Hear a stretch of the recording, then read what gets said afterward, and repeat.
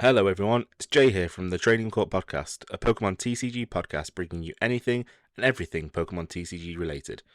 If you are looking for Pokemon TCG competitive decks ready to go, including GLC decks, please head over to pokedex4u.com. Pokedex 4U has a variety of decks ready for sale, with each deck being fully customizable and bespoke to your needs. Use the code Training Court TCG for 5% off your first order. Now let's get on to the episode. Hello everyone and welcome to the Training Court, a Pokemon TCG podcast and channel dedicated to anything and everything Pokemon TCG.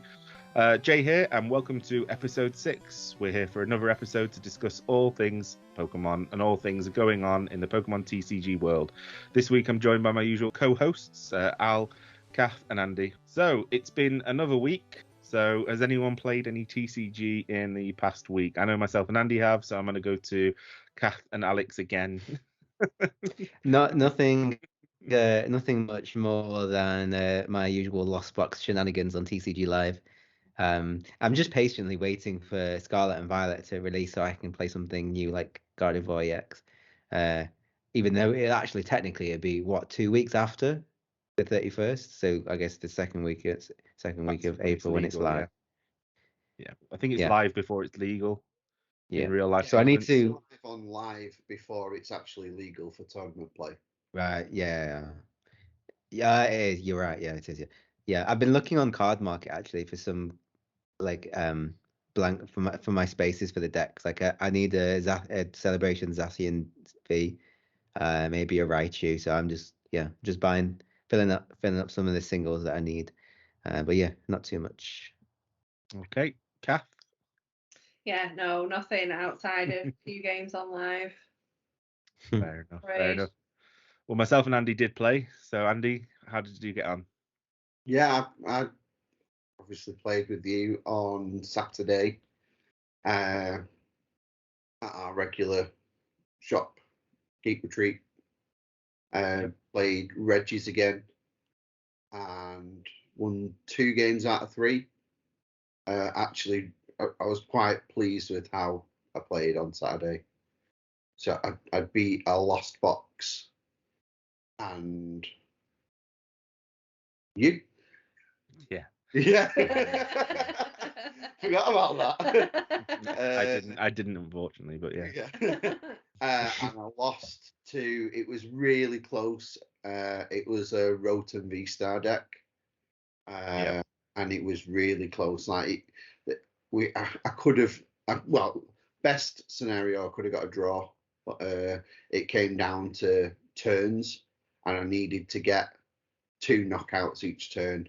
I just couldn't get the first knockout. I was just like 1 card short. I think I needed a choice belt, and I couldn't get it. Yeah. So as Andy alluded to, then we did play each other. So I played my Lugia Vikavolt control deck. First game I played, I played phenomenal. It worked exactly how I needed it to work. I played a Giratina Lost Box, and it was it was a nice, I don't say nice easy win, but it felt that way. And then I played a normal Lost Box thereafter, and I prized Stoutland.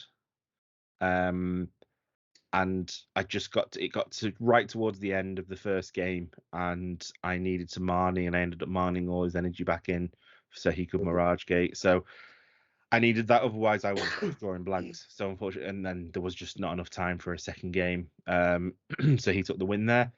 Sorry. And then I played Andy, and I just had a rough start. Such a rough start on both games. Games though, man. Both good, games. Good, enjoyable games. Yeah, I did item lock you towards the end, which was but I'm not being funny. By that point, you'd already milled through 3/4 of your deck, and you used so many items. And in my head, I was thinking I should have item locked you a turn sooner, and you would have really been screwed. But I didn't do it quick enough, and I went again for a different play. Didn't work, but yeah, it's a bit of an interesting one. Lugia, I'm continuing with Lugia. Obviously, this is going to then feed into our next subject. Is obviously the next international championship has been announced, and the dates have been released, and tickets have now been released. So EUIC over at the Excel in London has now fully sold out of day of recording. They released it in waves of 3, so it was at 9 a.m., 3 p.m. and 7 p.m. Happy to say, apart from Alex, who isn't in the country, we all got in, so we're all competing at EUIC, which is great. We're looking forward to it, really excited, but it was a hell of a mess, wasn't it? Can I just say, Cat first outing is yeah, it's your first That's in real life tournament. Yeah. Yeah, your first in real life tournament, so no pressure. But the reason I linked that was obviously because I said we've got to start getting ready for post rotation. This then links into something we're going to do later on in the episode and something we've discussed in our socials. However, it wasn't good, was it? It wasn't good getting the tickets. It was a real difficulty. Luckily all of our group of friends got tickets that they needed to, and they all got in, but it was pretty hairy, and leaving it to last wave 3 was touch and go. See, the problem is I can see where RK9 Labs are coming from. It's how you can't please everyone. Like they're trying it like this. They've done it like this in waves. They've done it first come first served, and they were even saying what else do we do, like a lottery, which is how it is in Japan, I believe it is. I believe it is a lottery in Japan, which must be tough as well. Yeah. Because what if like you and Kath got in and I didn't, or Kath? Yeah, well, exactly. That was the worry, because I was able to get into wave 2, but everyone I spoke to, no one got in wave 1 or wave 2. I was the only one that I knew got in wave 2. But then relying wave 3. Like percentage distribution of the tickets, they might have released a quarter in the morning, and then a quarter at 3, and then 50% at 7. So you don't know. Is it a good enough time in advance? Because like I can imagine for people, especially those coming say from America, and even those coming and going to Australia, like this far in advance, like do you even book your tickets, especially if you're going to say Australia or America or vice versa to Europe from those places? Like I can't imagine it being, when is it, in April, mid-April? We're already in March. Sorry, it's 5 weeks. It's 5 weeks today. By the release of this episode, it'll be 5 weeks today. Yeah. So imagine like you're traveling all the way and you don't get in because you can't get the tickets in time, and you're like, well, I don't want to go all the way from Australia to here or America or wherever.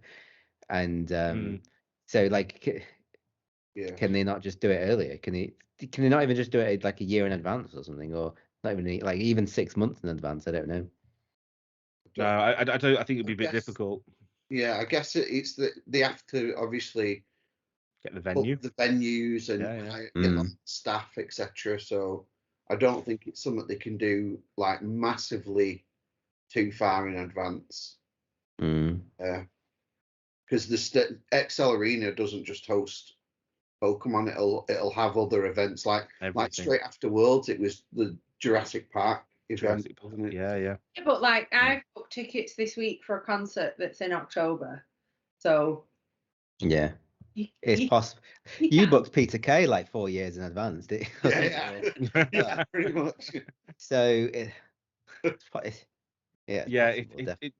difficult. I just do wonder though, because I did see someone on my Twitter did tweet, and he was actually going for the video game. He was actually trying to compete in the video game, and he just said for one of the largest franchises in the world, it feels so difficult and random and lucky, and the amount of element of luck to actually get in and play. Competitively. It's almost like an independently run. It's like an indie kind of event, like an independently run event for like some kind of small game that not many people have played. But it's Pokemon, like And the XL venue is the same as Worlds. Bear in mind, XL is the same venue as Worlds. I think they said there was about 3,000 spectator tickets available. Which is ridiculous, and also you don't actually need a spectator ticket for the Pokemon Center, which they've announced as a pop-up Pokemon Center with everything from stuff from the UK store, but also I believe some international championship exclusive stuff and items. So I wonder if the distribution is maybe they could offer like season tickets or something, or like Just like with football, right? In advance, you can just get a season ticket to Europe or season then you're going to ticket get the same America. people again and again. At least like for us coming in as new players, we're at least able to go to the European Championships and also able to go to regionals. If it was like season ticket element, would be probably on a waiting list for years. I think also there's not enough events, so that's why everyone's clamoring to just play at this event. Yeah, especially when we look in America. I know obviously America's so vast and we have talked about it, but and America's huge, but there's a lot more regionals there. We've got one regional in the UK, and then we've got I think there was obviously one in Germany. You've got one in Sweden still to come. But there's nothing compared to America, and just hope that this then leads the popularity. Hopefully, then will lead Pokemon to do some more local tournaments and more local play. Once local play comes back, it might be better. I think doing like league cups as well. Special events. They reference on RK9 and their own website about the special events. Like the London Open obviously was one during Worlds, etc. I think we just need more of that and a bit more widespread. Hopefully, we know personally that one of our friends is now a Pokemon professor who runs our local geek retreat. He's now a Pokemon professor, but that took 2 years because of COVID. So hoping that this now expedites it and we're able to start moving forward with some more new, better events. A bit more advertising, because we went to spectate at Worlds and we didn't know about the Open. Yeah, we didn't know much about it, to be honest, did we? we only realised when Sam told us. What is it? I've never heard it. What is it? Just an open. I believe it's just an open tournament sponsored by Pokemon, alongside Worlds, so people can join in. I think there's got to be a prerequisite about getting in, but I'm not 100% sure. We didn't look into it because by the time we knew about a lot of things at Worlds, such as there was so much that we missed at Worlds because we didn't know, because we're actually there spectating. Whereas a lot of people do go, just went for the Pokemon Center, etc. So each to their own. And the side events, I mean, we didn't do any in Worlds, but we did them at Liverpool, and they were fun. I enjoyed. Yeah.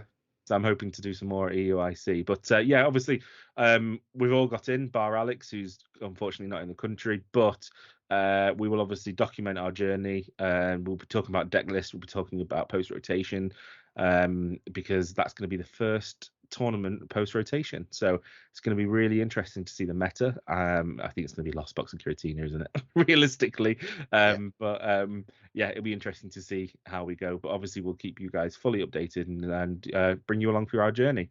So talking about in real life tournaments, obviously Pokemon also did announce recently a change in COVID protocols. This is just a little brief passing comment really in relation to the fact that they've now confirmed that masks are not mandatory, which follows suit with a lot of the rest of not just industry, many other industries, the world basically. However, I do understand people's apprehension, because a lot of people flying in from different countries, and at least the masks protect us to a certain extent. They have said, Pokemon, that it is discretionary, it can be reversed at any time.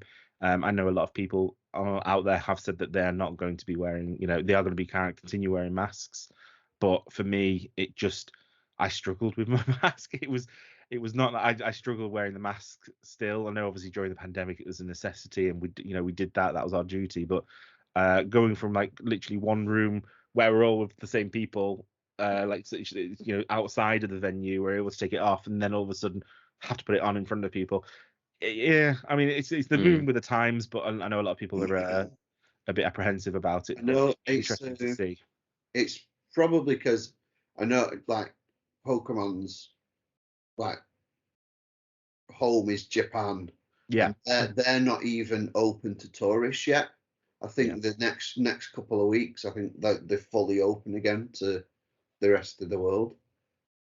But they've always obviously the Asian demographic has always predominantly worn masks anyway. Even before obviously COVID, obviously the amount of fumes in Japan. I know people who've been to Tokyo and Singapore, and they just say they have to, otherwise it's breathing smogging. what I thought London would be like, but it's not. But yeah, it'd be interesting to see. It's going to be interesting, like Cass said. It's going to be weird seeing people on the stream with their actual faces, like not hidden behind a mask. Because, like, oh, is that what they look like? Because we've all only got into it since COVID. Yeah. I've never seen a match on stream without masks, unless it's an old one. A very old one, yeah. And they feel weird watching when you can actually see people's faces. Very of its time, isn't it? Almost. The masks being on the stream definitely puts you in that 3-year period, almost, isn't it? Where pre-COVID, COVID, and after, post-COVID, before that. So yeah, it'd be interesting to find out. I'm looking forward to seeing what it's like at EUIC. If my opponent asks me to wear one, I probably will out of courtesy. I think it will be much better, really, because I struggled with them personally. But yeah, that was just a little tidbit of news. I thought it would be prevalent to mention. Another bit of news that we did discuss on not last week's podcast, it was the week beforehand. We obviously mentioned that the next League Battle deck is the Palkia Origin Form Palkia Vstar deck, which is coming out, I believe, 5th of May, I believe. So 3rd or 5th of May, I believe. And the big thing for us, we went to Worlds, we played the decks when it was prevalent and it was the best deck in format, and it was so heavily reliant on the Inteleon Engine. We all were like, not yours, but everyone else's.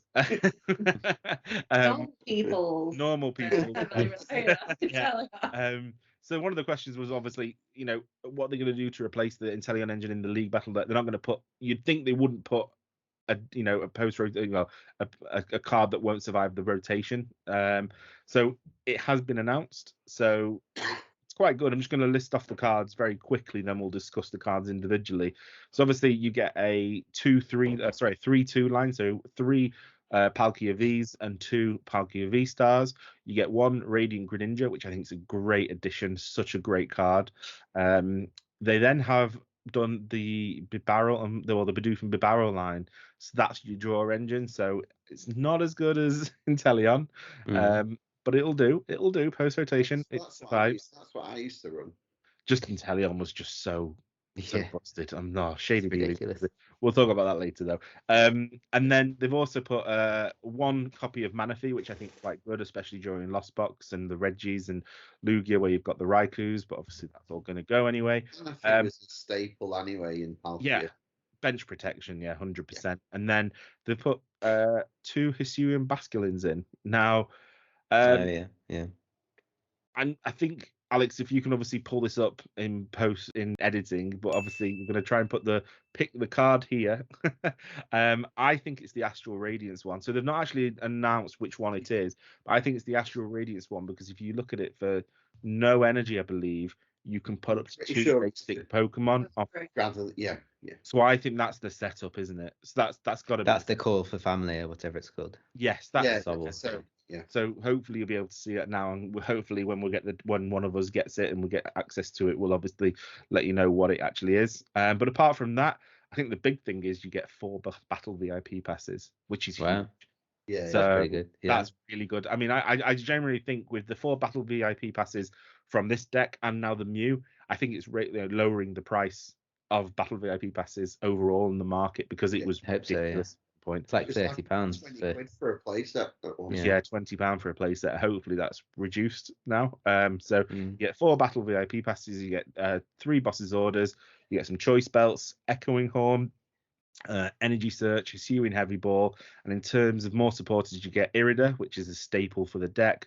You get a Clara, you get a Melanie, Roxanne, and then you get a couple of basic energy, some Ultra Balls, and some trekking shoes, and a Lake Acuity as well for the stadium as well. So overall, I think it's really good deck, actually. It's not a million miles off, is it, really, when you think about what you'd change in it? Obviously, if you compare this League Battle deck to, say, Ian Robb's and Piper's deck, who obviously competed recently in the past 2 regionals, it's quite far off, because they're still using the Inteleon Engine and also using things like the Ice Cube. They're using Articuno. They're using Crabominable as well, which is a cool card as well. So yeah, overall though, for me, I think this is a great addition to the to the Pokemon sealed products and Pokemon. See, just getting people into it as well. You're getting two very good Pokemon in terms of you're getting the Palkia line and you're getting the Radiant Greninja. And you're getting the Bidoof, solid. Bivall, yeah. Yeah, exactly. Which Bidoof is it? It's not the new one. It'll be there isn't. When you say new one, which one do you mean? The one with bench protection built into Bidoof. No, I don't think it'll be that one. It'll probably be the Brilliant Stars one, won't it? Mm. With the Industrious Incisors as well. So for the draw. So it's got a lot of cards that can just slot into any other decks, though. That's, exactly. You're getting access to great cards, aren't you? When we're playing and we have new players play at the shop, I always recommend, like, they always come with the decks that they've built themselves. I always recommend League Battle decks to them because it's just. Yeah, that's what you got me. That was my first deck, was the Ice Rider the Ice Rider. Yeah, that's how I learned to play it online. So and they then, are very the Radiant Greninja, I think it's the first Radiant they're given away in one of these, and it's just fantastic. Greninja is still the best one, and I think especially post rotation, it's going to be even more powerful. So, but so again, guys, we said we'd obviously cover that. I think we're going to move on to our next segment of the podcast. I'm going to pass this one over to Alex or Andy because it's something they've been running on the social medias for the past week, and it's what a lot of you guys have been jumping in, getting involved in, and it's just going to be an overall discussion. But I'll just let them take it away. Following on from last week's episode, we put a poll out on social media, YouTube and Instagram, asking people what they're really going to miss come rotation. So I'll go through the YouTube ones, if that's all right. Yeah. Fire away. So we had our good friend Sean. He said he's going to miss Marnie. You can't beat Marnie pathing your opponent. Marnie's going to be one of the biggest ones with. I mean, obviously the one that seems to be getting the most play in Marnie's place is Judge, which I get because, but it's nice knowing that if your opponent's got like a card, like say for example, you're playing a Lugia or you're playing a Mew VMAX deck, and they Ultra Ball away and they get a Lugia Vstar or a Mew VMAX, and you're like, they're going to evolve next turn, and then it's straight to the bottom. To the bottom. I know there's a chance of getting it again, but you can't beat that.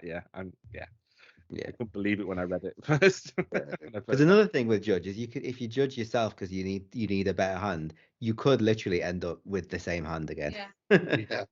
It happened to me last week. I actually judged. I ended up with two of the four cards that I had beforehand, so it was redundant. Well, it was Judge again.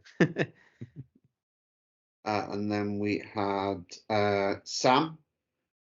He had a couple of suggestions for the poll, and his was Scoop Up Net. Massive one that's going to hurt most of the single prize decks. Lost Box, Regis. He also mentioned Capture Energy. Which is another one we'll miss.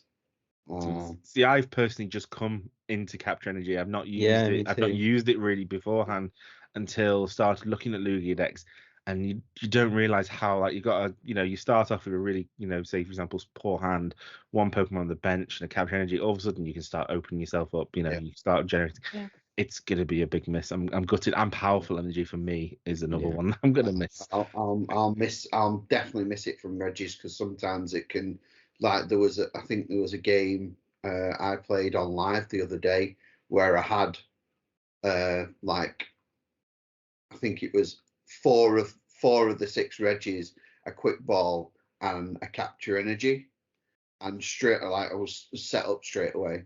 So if I didn't have that Capture Energy, it's going to be a miss. Then obviously the other one that Sam mentioned was the Scoop Up Net. Al's obviously, both of you actually, to be fair, the Regis and the Lost Box are going to suffer massively. I think Regis in terms of reusing abilities, getting rid of damaged Pokemon, how annoying it's been when you're calculating, I'm going to do 20 there, and then all of a sudden Scoop's gone. It's like, oh, for God's sake, all for nothing. And then obviously, and not even is going Not to be even like the just comfies.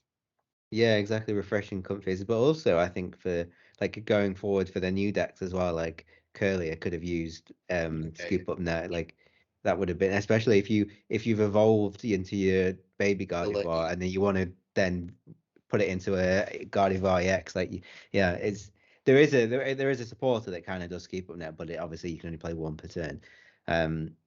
But yeah, Scoop Up Net is a big card. It's a big card to really lost. I think one of the best plays I always saw with Scoop Up Net was the Inteleon line, where you'd have an Inteleon, a Drizzle, scoop up that, put it that, the next Inteleon on the next Drizzle, you go and get, it's just the whole chain of events that work. Ridiculous. It's absolutely ridiculous. Yeah, that makes decks tick and make them run.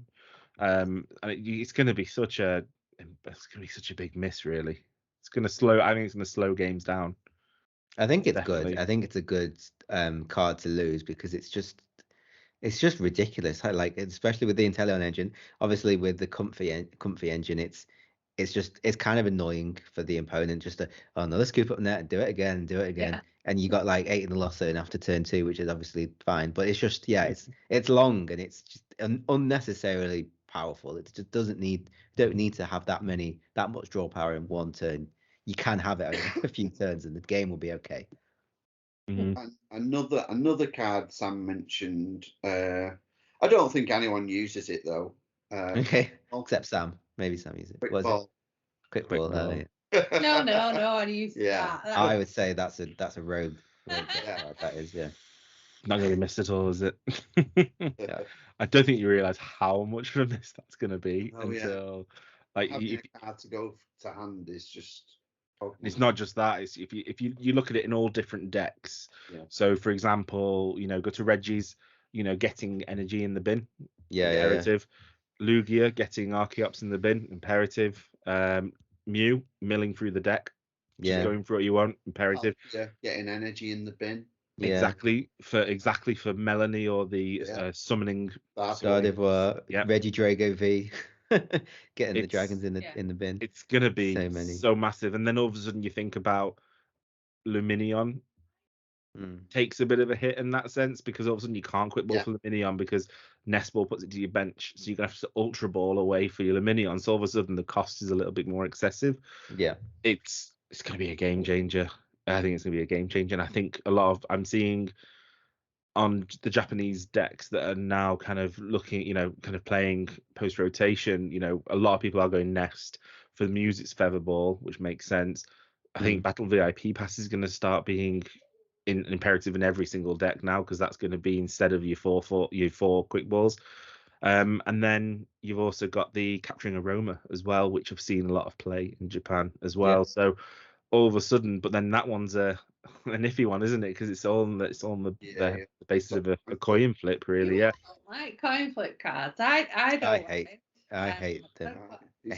I played Mew about. It happens. I played Mew VMAX about 4 weeks ago. I think the first time we went to Fanboy, and I hit 8 tails in a row over 2 games. Didn't get it's just there's no. It's just rough. There's enough RNG in the game already to add more RNG. But at least with Capturing Aroma, you have one option or another option. You don't just get nothing. It's good. So yeah, I mean, obviously that was thank you to our listeners for obviously letting us know. What if you guys had to choose one card that you're gonna really, really miss, and that's your number one? I think originally we were talking about doing a top 10, but I think all of our top 10s will be near enough the same cards, just in different orders. So let's just choose one card that we're all gonna miss, apart from what we've already had. If just before we do that, I'm gonna read out one more. Oh, sorry, jump the gun. This one came from Jordan, and he said too many people are skipping on Gormandize Snorlax and Vikavolt V. I wouldn't say Vikavolt V, but go on. The back of Vikavolt V, to be honest. I've just started using it last 2 weeks. Gutted it's going to be gone. Thanks for that, Andy, and thank you to our listeners for sending them in. When we discussed this segment, we talked about maybe doing a top 10. I think pretty much our top 10s will be near enough 90 the same, just in different orders. So I thought, let's just choose one card that's not been mentioned already by our listeners that you're going to miss the most in post rotation. So I'm going to go alphabetical. Alex. I think so. It's weird. So like the ones you think, oh, Scoop Up Net, you're gonna miss, but I'm actually not gonna miss it, even though I heavily rely on it because I think it's bad for the game. But anyway, what I would miss is Crobat V. I think Crobat V is I think that was Andy's choice. Yeah, that's Andy's. Yeah. Reaction. Damn it! It's the only other one I could think of. It's such a pivotal card to like. I always kind of struggled with Bibarel because I historically have played decks that build up their hand and don't really rotate their hand much. So after a little bit, Bibarel's kind of not of use to me. But I always find that Crobat is really useful, even if it is just one more card. I don't know why. I think just the ability to put it onto your bench, then get up to 6 cards. You can taunt it away if you want to. You can. There are ways of getting it off. You can clap Stadium. Clap Stadium is not rotating, is it? It is rotating. No, it's not rotating. It came out. Doesn't matter. Crobat's rotating. Lost Origin. I want to say. Is it? Is it? All right. So yeah, I think Crobat, like along with Luminion, if it would have stayed, it would have taken a little bit of a hit because you can't easily get it. But yeah, Crobat V is such a good and simple card. It's probably the card that I think won't have a massive impact on the meta for it not to be there, and that it's like super strong, that it's going to have a massive impact on decks. There'll be other ways to draw cards, but I think it's just a really easy way to do it, and yeah. Dark Asset ability is just just so good. Reveroom does it, but I think that's a stage 1, yeah. But there's loads of cards that are coming out of the stage 2s. But so like for a basic, even if it's a V, so 2 prize to do that is it's really good. Yeah, definitely. Dark Asset, it was and is busted, and it's going to be a big miss. But okay, moving on. Andy, yours. Now that Alex has taken yours already, and you got to think of a new one. Probably like Big Training Court. No. big Parasol, is that? Yeah. That's it. Like for the Zoroark deck, that's one of the ones I'll lose. Which did help against stuff like Yveltal, Giratina. So yeah, that'll be the one I'll miss. Yeah. To be fair. Yeah, I don't think I don't think you're Yveltal, Amazing Rare Yveltal had its time. It's had its time to shine. It's had its 3 or 4 months or 5 months, 5 or 6 months now. So it's too much to boost up now. So you won't see. Obviously, it's post rotation. Now Giratina is more prevalent in the so you've got Is it Star Requiem? Is that the move, isn't it? Yeah, it's just a knockout and just 2 energy and knockouts. A Mirage Gate knockout, you need 10 in the Lost Zone. So yeah, it's nothing to protect yourself now. Yeah. Okay, good shout. Kath. Probably actually Training Court. I was going to see if anyone mentioned of the channel. So I've been through Clefairy once we got our spot. Yeah. Went through and grabbed all the D cards out. And actually, Training Court. Yeah. Because there's nothing better than getting your Granger out. Oh, I know, yeah. Conceal cards. Oh, actually. Just get it back. It's for free. Yeah. Just take it back. Yeah. It's one of those cards that it's actually so good that it doesn't even matter if the opponent's using it as well, because you still get to use it. and that what you said works the other way around. If you need to draw cards, you can take a card out and then use Greninja. Yeah, you can get it back and then use. Yeah. Yeah. Yeah, I mean it's so good. We named a podcast and a media channel based on it. So yeah. That's going to be a big miss. So we're not rotating anytime soon. Not yet. Not yet. We're Z regulation, so we're in for a while. So mine, I've struggled a bit with mine, and I think it's there's been so many, like you said, capture has been such a big one. It's already been taken, mentioned powerful before.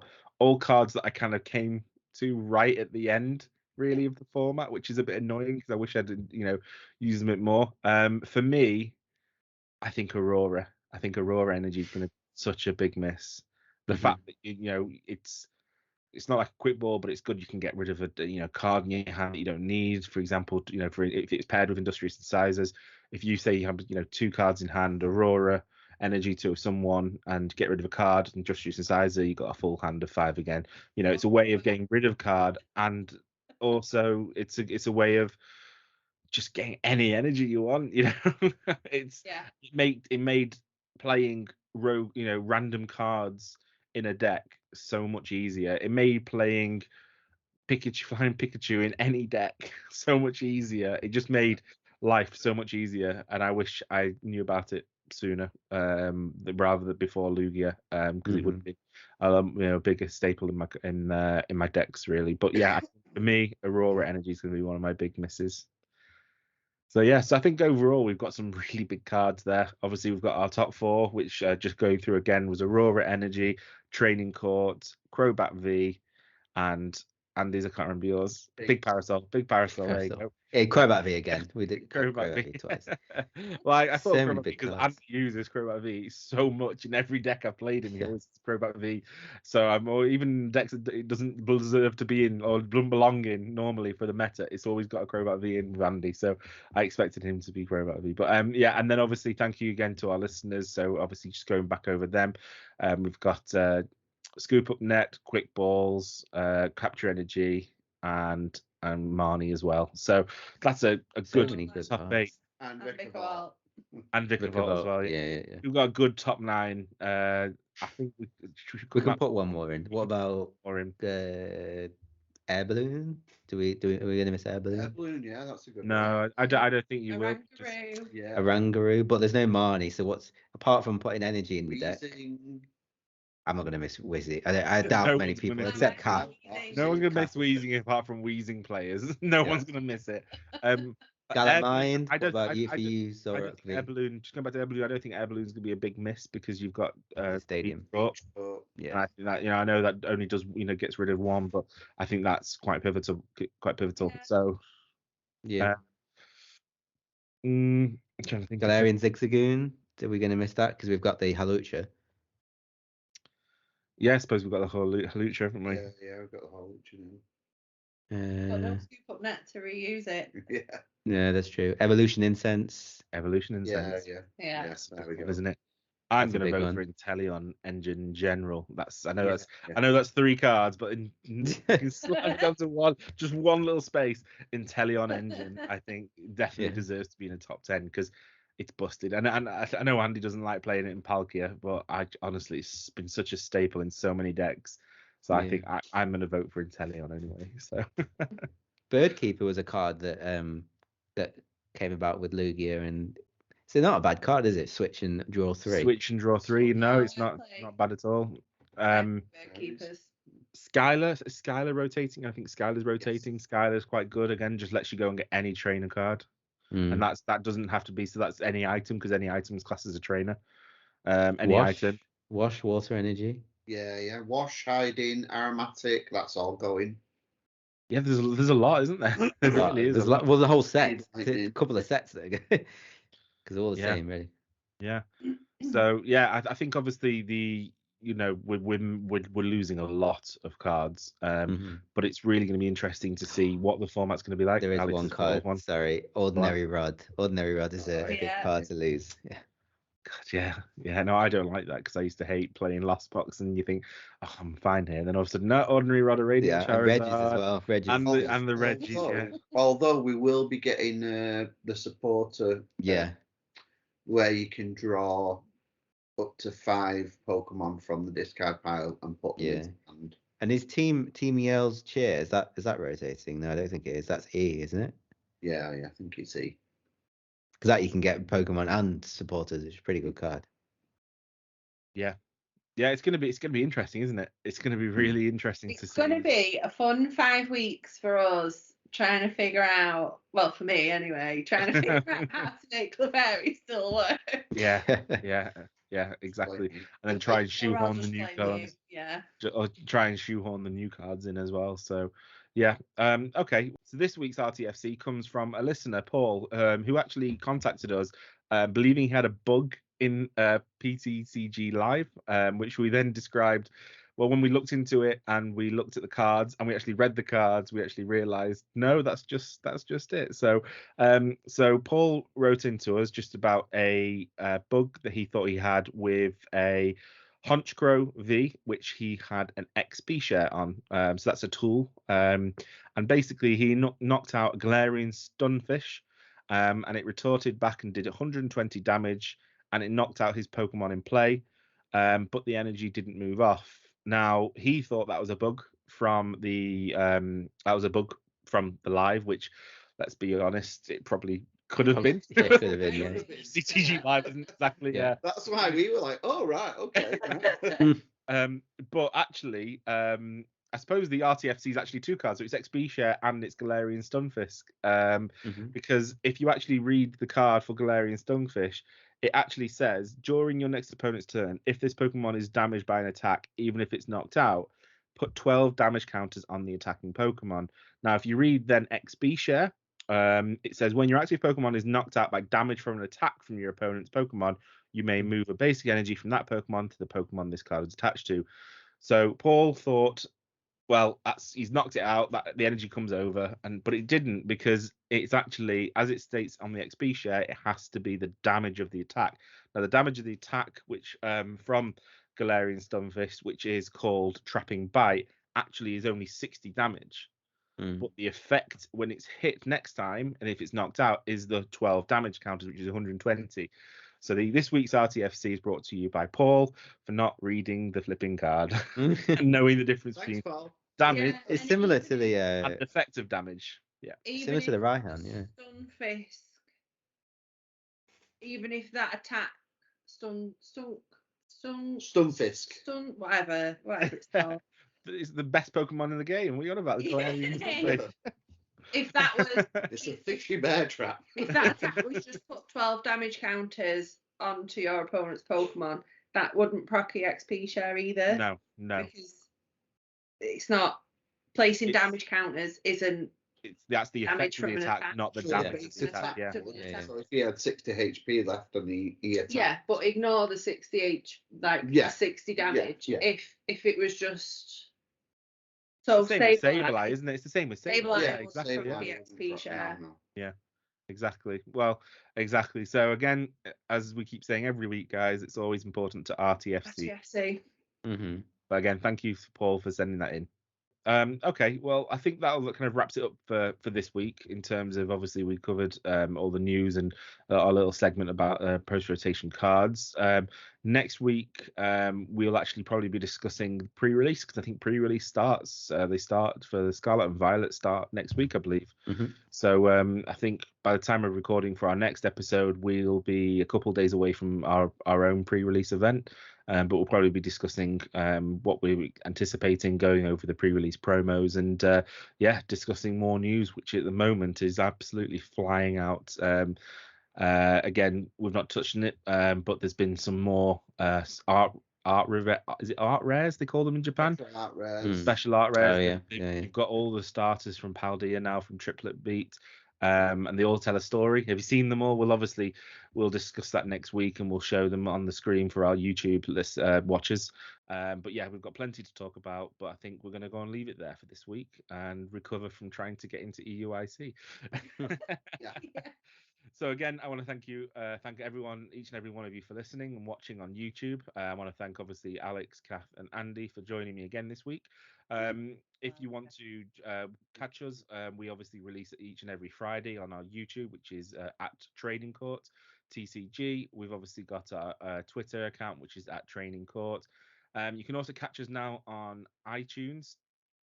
Apple Podcasts, I believe. So if you just type in Training Court TCG, you can subscribe to us, and you can also give a download and listen, and also leave a review for us as well. We're working on Spotify and also going on to Google Podcasts, I believe. So we're working on many different kind of outlets and streams we can get you can hear us on. But the main place you will always be on is YouTube and iTunes. I want to say. And And Podbean. And Podbean. Which and Twitter. And Podbean And Instagram. and Instagram. We're all at Training Court TCG. everywhere. Everywhere. Just Training Court. Definitely. I want to give another big shout out to our sponsor for the show, Pokedex for You. As per the intro to this show, if you go to pokedexforyou.com and type in the code Training Court TCG, you'll get an extra 5% off your first order.